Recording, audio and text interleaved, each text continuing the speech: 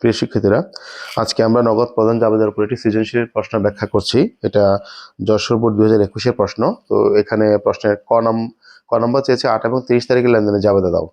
তো 8 তারিখ হচ্ছে 5% কারবারি বাট্টায় রহিমের কাছ থেকে পণ্য ক্রয়। তো 5% কারবারি বাট্টা হিসাবে আসবে না, তাহলে 1,20,000 টাকা 5%, 5 × 60 6,000 টাকা বাদ যাবে।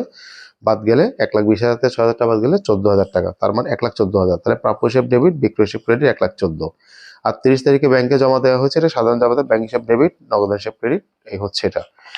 আর খ নম্বরে তারা চেয়েছে যে ক্রয় জাবেদা প্রস্তুত করো। তো আমাদের ক্রয় জাবেদা শুধুমাত্র বাকিতে ক্রয়গুলো আসবে। তাহলে বাকিতে ক্রয় কোন কোন তারিখে আছে আমরা একটু দেখে নিই।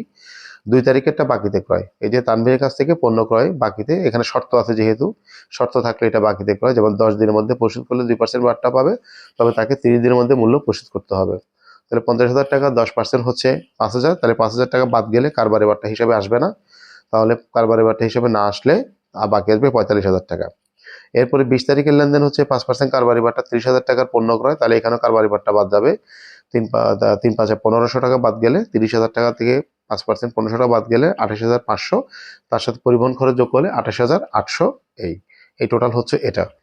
এরপর নগদ প্রদান জাবেদা। এখন আমরা নগদ প্রদান জাবেদা দেখবো যে কাকে কাকে তারা এটা পরিশোধ করেছে। তাহলে পরিশোধের ক্ষেত্রে আমরা দেখবো যে কাকে টাকা কোথায় কোথায় গেল।